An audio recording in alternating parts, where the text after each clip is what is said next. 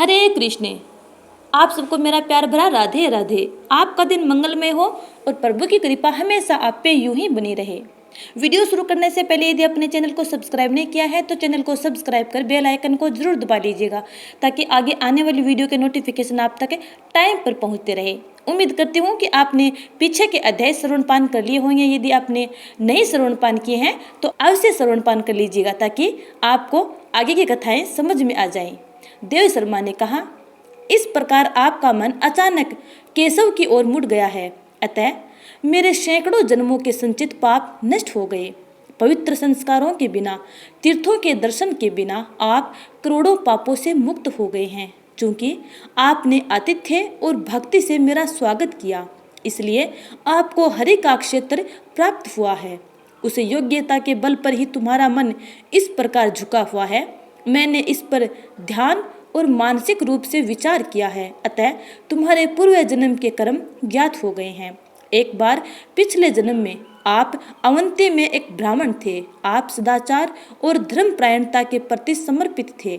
आपको सदैव वेदों का अध्ययन करने की आदत थी। आप अच्छे आचरण वाले थे।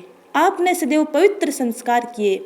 एक बार आपने विष्णु का द्वादशी व्रत किया था, भले ही दसवीं ने उसे ओवरलेप कर लिया था। उस पाप के फल स्वरूप तुम्हारे सारे पुण्य नष्ट हो गए। शूद्र स्त्री के प्रति ब्राह्मण की तरह सब कुछ व्यर्थ हो गया। आपने हजारों वर्षों तक नरकों की यातनाएं सही, अतः बहुत काल तक तुम्हारे द्वारा अनेक पाप कर्म किए गए। पुण्यात्मा विष्णु की तिथि दसवीं के साथ व्याप्त होने पर भी आपने मनाई थी, इसलिए आपका जन्म शूद्र के रूप में हुआ और आपका मन पाप कर्मों की ओर चला गया। जो मन दसवीं अधिव्याप्त द्वादशी से अपवित्र हो जाता है, वह सदाचार और धर्मपरायणता में रुचि नहीं रखता है। हे प्रिय, आपकी पुत्री का पुत्र विदर्भ नगर में है। उन्होंने शास्त्रों के अनुसार हरि का एकादशी व्रत किया है। अखंड एकादशी व्रत यानी निर्विघ्न एकादशी व्रत का पुण्य उनके द्वारा दिया गया था, अतः तुम्हें दिया गया था। अतः आपका मन पुण्य की ओर चला गया और पाप नष्ट हो गए। उस पुण्य की शक्ति के साथ साथ एकादशी व्रत की शक्ति से यम ने अतिव्यापी दसवीं के पाप को माफ कर दिया था। 10,000 जन्मों के दौरान दिए गए सभी पाप और इस जन्म के पाप अब स्वयं यम ने मिटा दिए थे। जब वे दोनों इस प्रकार बातचीत कर रहे थे, तब विश्वक्सेन वहां आए। हे जाति में सबसे छोटे, आपका स्वागत है। मैं जनार्दन तुमसे प्रसन्न हूँ। ब्राह्मण के प्रति आपके आतिथ्य के परिणाम स्वरूप आपका पाप नष्ट हो गया है। हे शूद्र, एकादशी व्रत के परिणाम स्वरूप दूसरे द्वारा अर्पित किए गए पुण्य से दसवीं के अतिव्यापी होने के कारण आपका पाप नष्ट हो गया है। व्रत करने के बाद आपके पोते ने आपको इसका पुण्य अर्पित किया है, इसलिए तुम्हें छुटकारा मिल गया है। हे अत्यंत भाग्यशाली, अपनी पत्नी सहित इस गरुड़ पर चढ़ो। इस प्रकार कहने के बाद आपको देवों के द्वारा हवाई रथ पर बिठाया गया। वहां से आप अपने शूद्रत्व के कारण स्वर्ग गए। हे श्रेष्ठ राजा, देव शर्मा ब्राह्मण महान तीर्थ प्रयाग गए।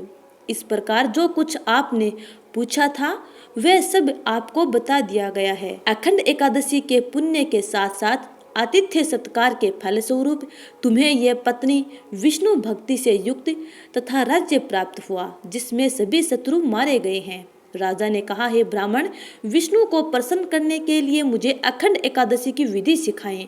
यह आपका कर्तव्य है कि आप मुझे अपना अनुग्रह प्रदान करें। ऋषि ने कहा, हे राजाओं में व्याघ्र, एकादशी की उत्तम विधि सुनो। यह बात पहले भगवान विष्णु ने नारद जी को सुनाई थी, वह मैं तुम्हें सुनाऊंगा।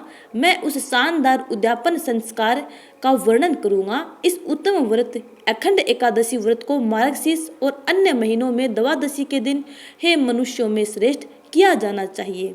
दसवीं के दिन उसे नक्त भोजन करना चाहिए। उसे एकादशी के दिन उपवास करना चाहिए। द्वादशी के दिन उसे एक समय भोजन करना चाहिए। इसे अखंड कहा जाता है। नक्ता शब्द से हमारा तात्पर्य दिन के 8वें भाग से है, जब सूर्य अत्यंत मंद हो जाता है।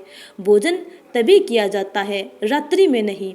जो विष्णु का भक्त है उसे दसवीं के दिन निम्नलिखित 10 से बचना चाहिए। भोजन में बेल धातु के बर्तन, मांस, मसूर की दाल, कनक यानी चना, कुद्रवस नामक अनाज, साग, शहद, अन्य पुरुषों का भोजन, बाद का भोजन और संभोग। यह प्रक्रिया दशमी के दिन के लिए है। एकादशी का व्रत सुने। विष्णु के भक्त को एकादशी के दिन इन 10 से बचना चाहिए। बार बार पानी पीना, हिंसा, अशुद्ध आदतें, असत्य, पान के पत्ते चबाना, दांत साफ करने के लिए टहनिया, दिन में सोना और संभोग करना, पासा का खेल खेलना, सोना, रात्रि के समय तथा गिरे हुए व्यक्तियों से बातचीत। वह इस मंत्र को दोहराएगा, हे केशव, आज मैं अपनी पत्नी का आनंद नहीं लूंगा, मैं आज भोजन नहीं करूंगा। हे देवराज, आपकी प्रसन्नता के लिए मैं दिन रात संयम बनाए रखता हूँ। इंद्रियों के सो जाने से दुख और क्लेश होता है। भोजन और संभोग पर संयम है। भोजन के कण दांतों के बीच की जगह में चिपक सकते हैं। क्षमा करें हे पुरुषोत्तम। उपवास शब्द की व्याख्या आमतौर पर उपवास के रूप में की जाती है, लेकिन वास्तव में इसका मतलब यह है वह पापों से बच गया है और उसका निवास अच्छे गुणों के साथ है, यानी उसका पालन करता है। इसका अर्थ शरीर का सूख जाना नहीं समझना चाहिए। विष्णु के भक्त को द्वादशी के दिन पहले बताई गई 10 चीजों के साथ साथ पारण और मधु से भी बचना चाहिए। उसे मर्दाना आदि से बचना चाहिए। आज मैं पुण्यदायी और पवित्र द्वादशी का व्रत कर रहा हूँ।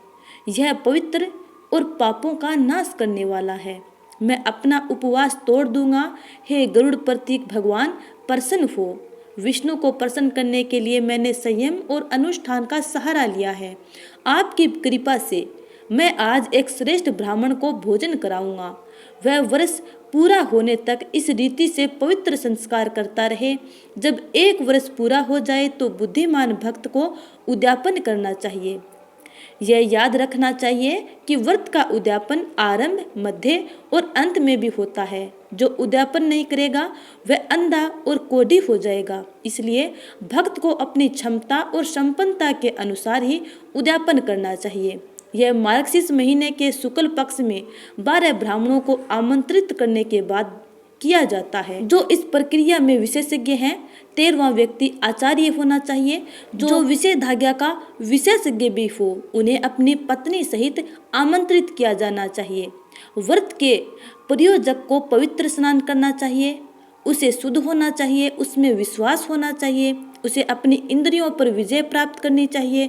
उनके पैर धोकर और उन्हें अर्घ्य, वस्त्र आदि देकर आचार्य और अन्य लोगों का विधिवत सम्मान करना चाहिए।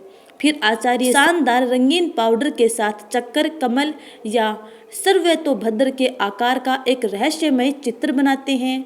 वह वहाँ सफ़ेद कपड़े से ढका हुआ एक बर्तन रखते हैं। वह कपूर और काले घृत की लकड़ी से सुगंधित जल से भरा होना चाहिए।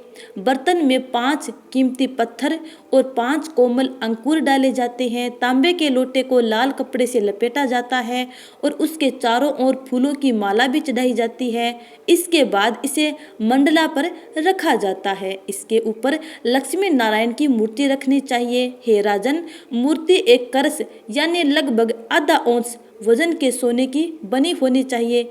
इसमें वाहन और हथियार होने चाहिए। ऊंचाई 4 अंगुल होनी चाहिए या फिर इसे अपनी क्षमता के अनुसार बनाया जा सकता है, लेकिन इसमें कोई वित्तीय धोखाधड़ी शामिल नहीं होनी चाहिए। फिर मूर्ति को मंडल में स्थापित करना चाहिए। व्रत को अखंड रखने के लिए सभी 12 मुनियों के अधिपति की पूजा करनी चाहिए। मंडल के पूर्व में आचार्य को एक शानदार और शुभ शंख स्थापित करना चाहिए।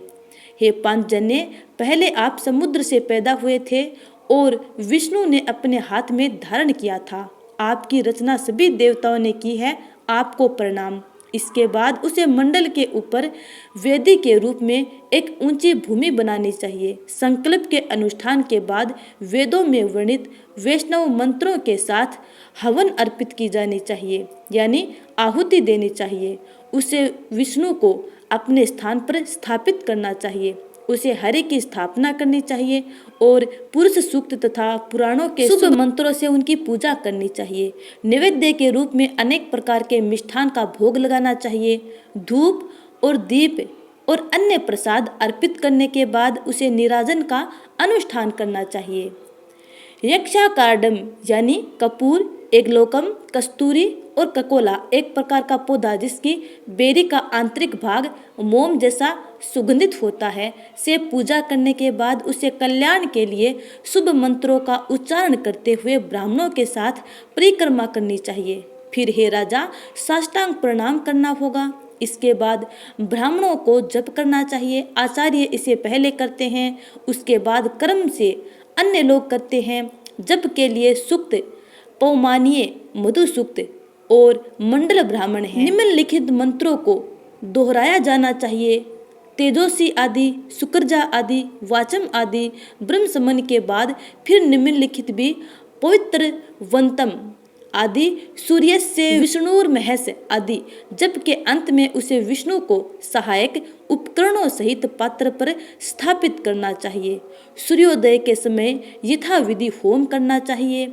सबसे पहले मटका रखना चाहिए। विधि विधान से पूजा करने के बाद भगवान की स्तुति करनी चाहिए। इसके बाद आवश्यक केरु के साथ होम करना चाहिए। यज्ञ अग्नि प्रज्वलित की जानी चाहिए और अग्नि से संबंधित संस्कार अपने गृह सूत्र ग्रंथों में निर्धारित तरीके से किए जाने चाहिए। भक्त 2 प्रकार के करु यानी दूध पुए और वैष्णु करु बनाने चाहिए। इसके बाद अनुष्ठान की प्राप्ति के लिए पलाश की टहनियों को घी में भिगोकर इदम विष्णु मंत्र का उच्चारण करते हुए अग्नि में समर्पित कर देना चाहिए। फिर 4 बार घी लेकर सबसे उत्तम आहुति देनी चाहिए। होम की संख्या 101 होनी चाहिए। अदरक के बीजों का प्रसाद उस संख्या से दोगुना होना चाहिए। वैष्णव होम के बाद उसे गृह यज्ञ शुरू करना चाहिए। कारू होम यज्ञ की टहनियों से और उसके बाद तिल के बीजों से होम करना चाहिए। दोनों अवसरों पर स्वस्ति वाचन कल्याण के लिए पवित्र मंत्र का पाठ करना चाहिए और फिर उसकी पूजा करनी चाहिए। इसके बाद भक्त को ऋत्विकों को गाय आदि और धन का दान देना चाहिए। भगवान की प्रसन्नता के लिए आदेश के अनुसार ब्राह्मण को उपहार दिए जाते हैं। एक दुधारू गाय और या एक शानदार बेल भी चढ़ाया जाना चाहिए। इसके बाद ब्राह्मणों को 13 पद यानी भूमि के भूखंड दिए जाने चाहिए। उसे आचार्य और उनकी पत्नी को वस्त्र देकर संतुष्ट करना चाहिए। उन्हें महान उपहारों से संतुष्ट करने के बाद उन्हें अनुयायियों को भी संतुष्ट करना चाहिए और पानी से भरे और कपड़े से लपेटे हुए 25 बर्तन समर्पित करने चाहिए। जब प्राणक यानी उपवास तोड़ना किया जाता है तो उसे रात में अधिक उपहार देना चाहिए। सज्जनों को उनकी पसंद का भोजन करा देना चाहिए। फिर उसे मौद्रिक उपहारों के साथ पूरा बर्तन आचार्य को देना चाहिए। पूरा घड़ा चढ़ाने से कार्य सिद्ध हो जाता है। उसे उपवास व्रत के साथ साथ तीर्थ में स्नान का भी लाभ प्राप्त करना चाहिए। उन्होंने ब्राह्मणों से बातचीत की है, इसलिए उसे इसका पूरा लाभ मिलेगा। यदि उसने पहले ही एकादशी व्रत कर लिया है लेकिन उसके पास घर में पर्याप्त धन नहीं है तो उद्यापन और अन्य संस्कार अपनी क्षमता के अनुसार ही करने चाहिए। इस प्रकार आपको अखंड एकादशी व्रत संपूर्ण रूप से सुनाया गया है। तो प्यारे स्नेहीजनों, यह था मार्गशीर्ष मास का 12वां अध्याय। उम्मीद करती हूँ कि आपको यह कथा अच्छी लगी है। यदि अच्छी लगी है तो लाइक कमेंट कर देना और आगे आने वाले अध्याय का इंतजार करना। तब तक के लिए जय श्री राधे।